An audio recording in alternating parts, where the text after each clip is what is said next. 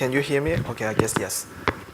All right, our next speaker is Ho Yuen. He will talk about oriented matroid.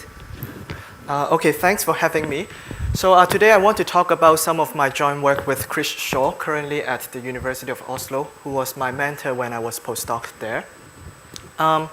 So this talk will have a lot of topology, so I would use it as a chance to talk about some of the recent connections between real algebraic geometry and oriented matroid.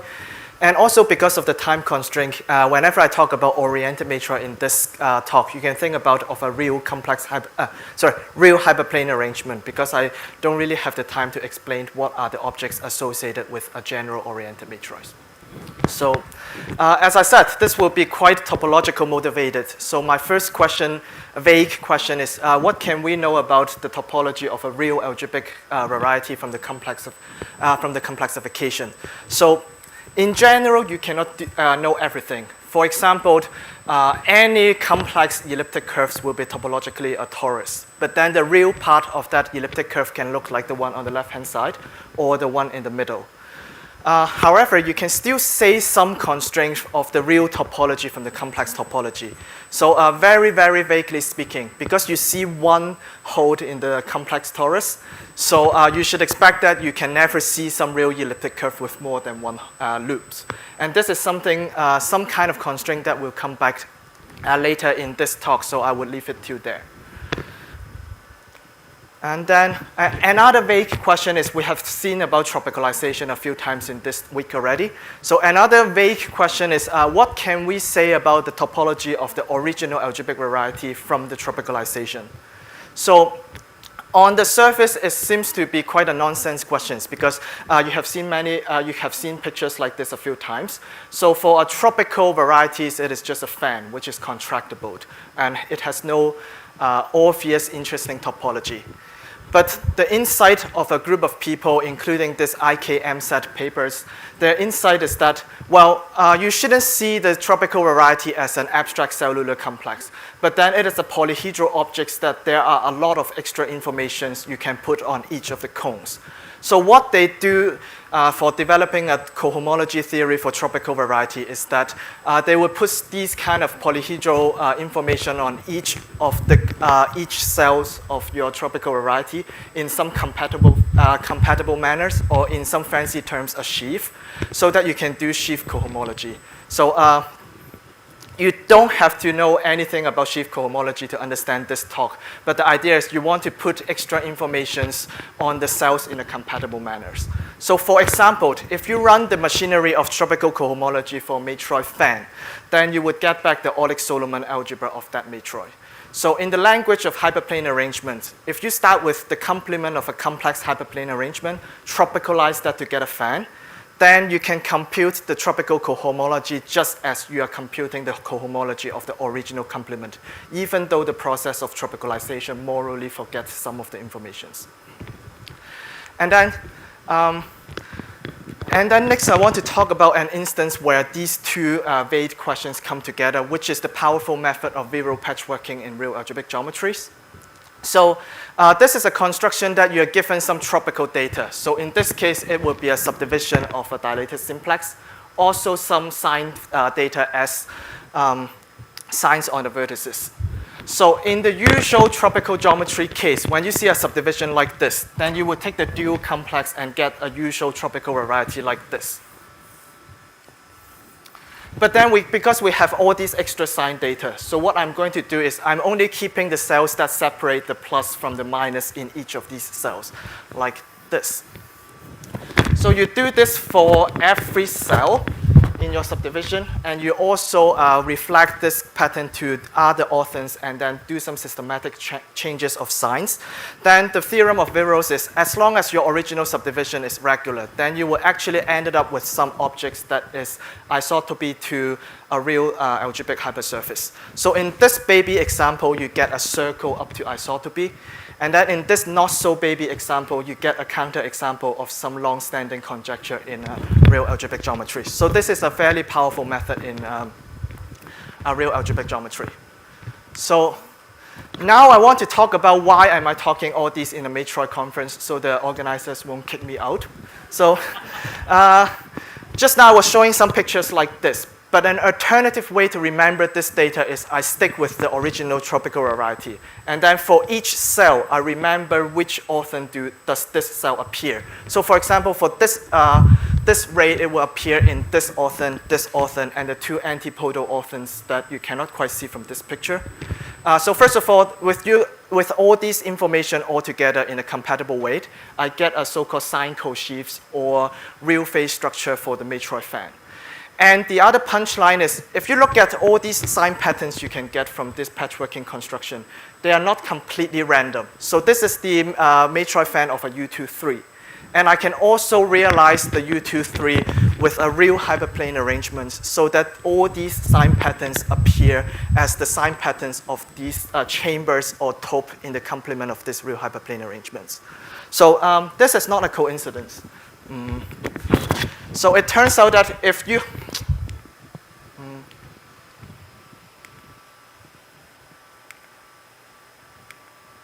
So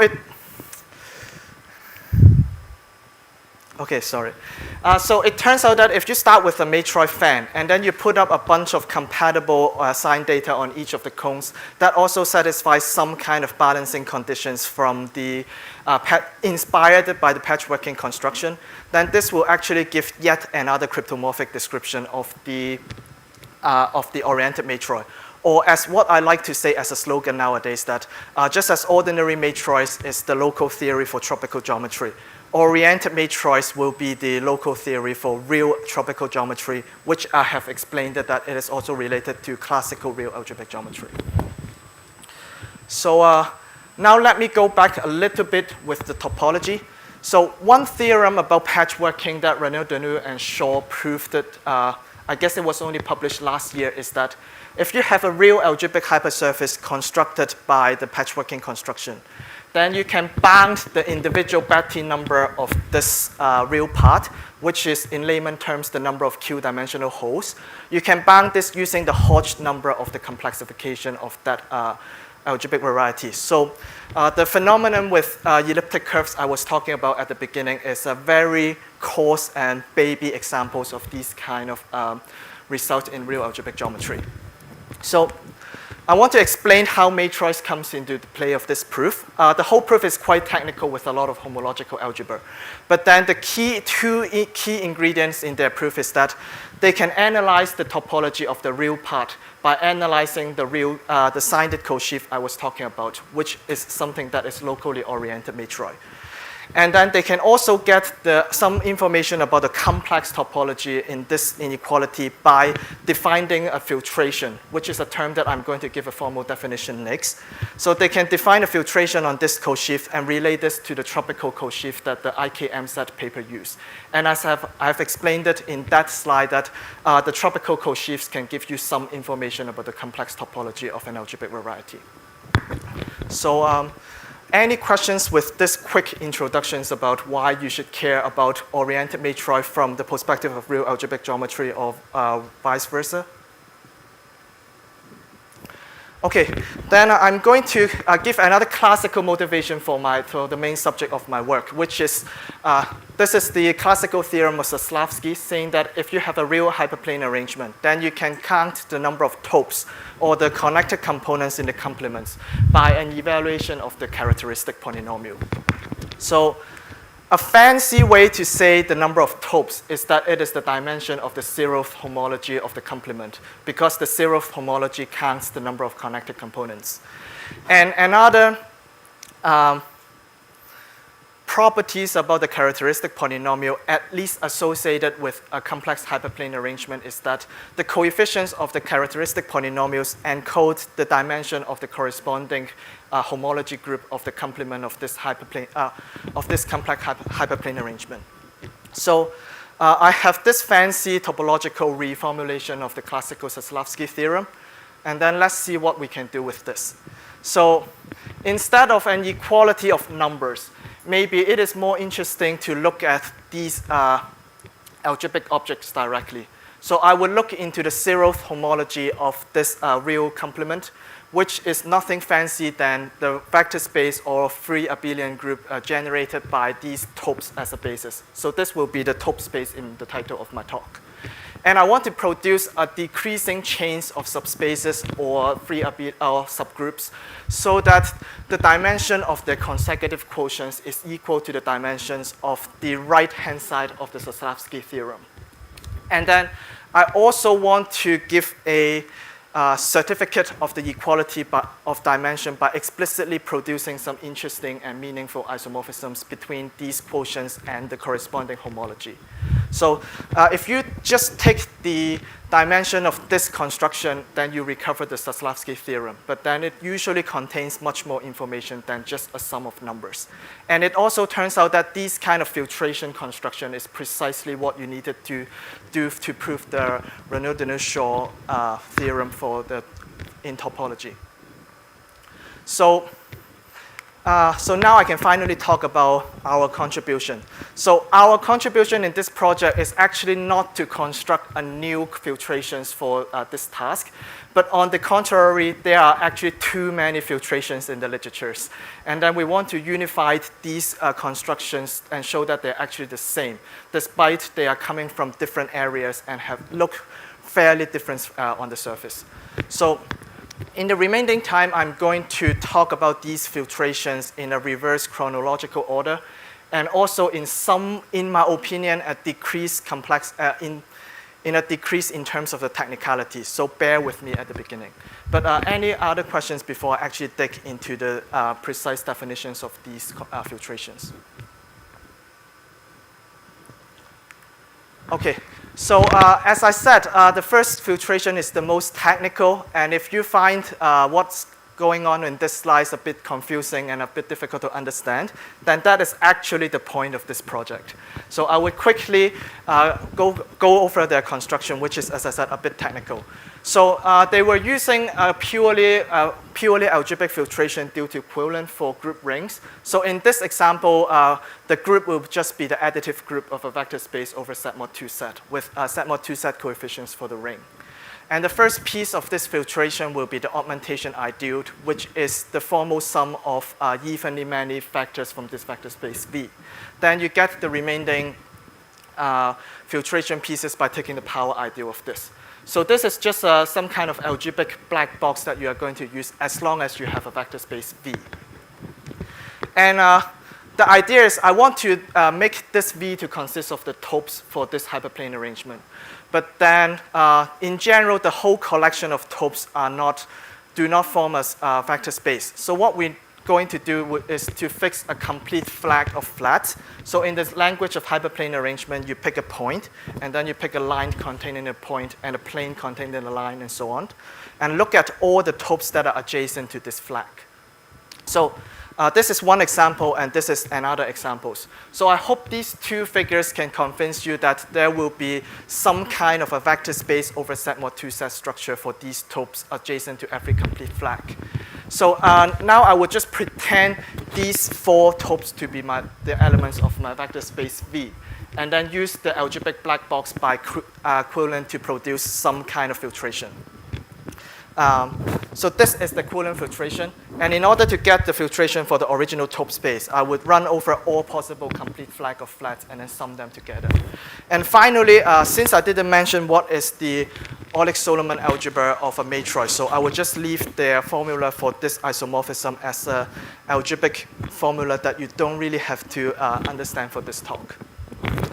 So if you look into the proof of Renaud-Deneuve and Shaw's work, you can see that why this construction helped them to prove the theorem. But if you take a step back, then you will start asking yourself, why should I expect that choosing a bunch of random topes in this hyperplane arrangement, pretending there is some algebra between them, and then run some algebra magic about this will tell you anything about the complex topology? So this was the original motivation of our project, that we want to relate this filtration with something that is essentially a polar opposite of this one in terms of the advantage and disadvantage. So this will be the Kalinin filtration from real algebraic geometry. So you can see from the very beginning that everything is very topological. So I will first have an inclusion of the complement of the real hyperplane arrangement to the complement of the complexification, and then push forward to get a map from the zeroth homology of the real part to the zeroth homology of the complexification. Then I'm going to define the first piece of my filtration of the kernel of this map. So from the surface, this might be a little bit to pass. But then if you remember your algebraic topology 101, then something, for example, the sum of these two topes will represent a chi-field homology if it is the boundary of something one-dimensional. So in this case, I claim that the sum of these two topes will be in K1 because I can find a one-dimensional art whose boundary will be these 2 points. So the neat thing here is that, well, we are living in a complex world. So if I have some object in the complex space, then I can take the complex conjugation of that art and then add it together to the original one and close up for a loop. And a loop is something that represents a one-dimensional homology. And then this construction will give me my BV1 map that I wanted to construct. The rest of this filtration is essentially to run this process in a zigzag manner. So now I have BV1, and I'm going to use that to define my K2 as the kernel of this map. So again, using some algebraic topology 101 and unwrapping the definitions, it essentially says that the union of these two red circles will represent chi-field homology because you can find a two-dimensional tube whose boundary will be the union of these two. Then this will give me my BV2 mapped, and then I do this in a zigzag manner and get my filtration as well as all the isomorphisms. So, as I said, this is essentially the polar opposite of the one just now. It is very clear that how this filtration and the constructions relate the real topology and the complex topology of the hyperplane arrangement. But on the other hand, it is not quite easy to work with. Even with this slightly non-trivial example, you might need some thought to convince yourself that you can really find a two-dimensional tube that avoid all the complex hyperplanes to connect these two loops. And that's why if you read into the RS paper, they mention this filtration for several times and then saying that they cannot quite work it out so that they settle with the first filtration. So we finally get to the final filtration, which was due to Filtrations and Gelfand for some application in Lie algebra theory. So first of all, the characteristic of this filtration is that for the previous two filtrations, you have to use Z mod 2 Z coefficients. If you try to replace the coefficients to integers in the previous two constructions, then things would go wrong really quickly. But for this one, we can actually use integer coefficients. Unfortunately, I still have to start with some jargon, but then you will soon see that every construction here is quite elementary. So I'm going to consider the cohomology of the complement instead, which by definitions will be some linear maps from the tope space to the integers. But I know that the tope space has a basis consisting of the topes. So to describe some cohomology elements, I just need to describe the values of that functions on each of these topes as are represented here. And the insight of Filtrations and Gelfand is that the collection of all these linear functions can be considered as a ring generated by some special elements called the Heaviside functions. So a Heaviside function is something that you first pick a hyperplane in your hyperplane arrangement, pick a psi, and then this Heaviside function will evaluate all the topes in the Heavisides to 1, and all the topes from the light side to 0. So if you are multiplying two Heaviside functions together, then you are effectively doing half-space intersections, which is something completely elementary. And for example, I can get the indicator function of a single tope by intersecting all the half-spaces containing that tope as a product of Heaviside functions. And from there, I can get all linear functions in the cohomology by taking the linear combinations of these indicators of topes. So in particular, every element in the cohomology can be represented as a polynomial in these Heaviside functions. So what Filtrations and Gelfand did was that you allowed larger and larger degree for this representation. Or in a combinatorial sense, you allowed more and more complicated half-space intersections to construct your functions using Heaviside functions. Then as you are allowed it to use a larger and larger degree, then you get an increasing filtrations of the cohomology with respect to the degree. And then the final filtrations that we're interested in will be the due of this increasing filtrations. So more precisely, you are looking at all the elements in the tope space that got vanished when you are evaluated by some low degree polynomial. So this is the filtration. And then a priori, just from the definition, it doesn't seem that this has a lot to do with topology anyway. But because this is a relatively classic filtrations described it back in the 80s. So a lot of smart people, including Filtrations and Gelfand for the hyperplane arrangement case and Grant Denham for the general oriented matroid case, they have already constructed some isomorphisms between these consecutive portions with the corresponding homology. So I guess in terms of the main theorem, I've already spoiled that a bit earlier, that in 5 words, they are all equal.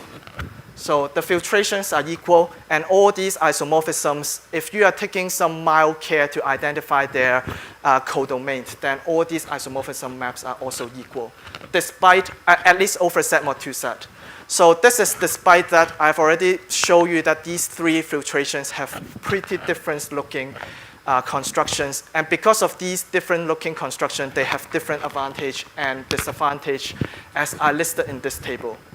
So by proving that they're actually all the same, then I can fill in this table with all ticks, because I can always borrow the tick from other row or from other filtrations in this table, and then shows that they're actually all nice in some way. And then I have 4 minutes. Yes, so then I want to talk about my future directions, because in my opinion, the main theorem is just a first step of some larger program. So what I have been doing in the main theorem is just for one oriented matroid. But at the beginning, when I was talking about the connections of oriented matroids and real algebraic geometry, I said that the correct way to do things is to consider a whole family of oriented matroid, one for every cell in your tropical varieties.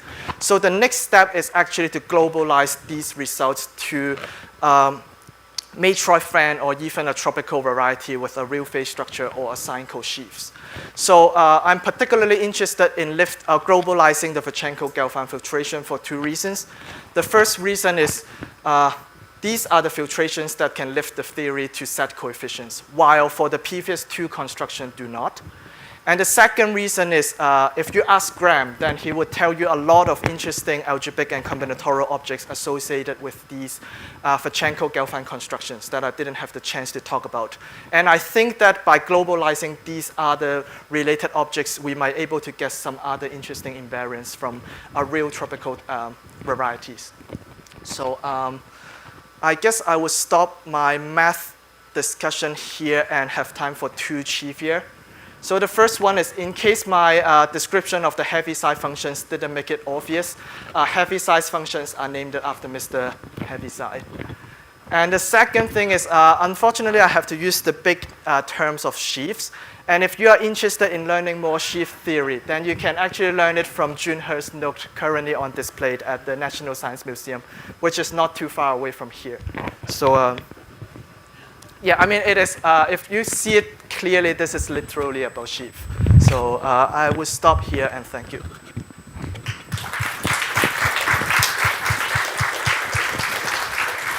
Thank you. Any questions?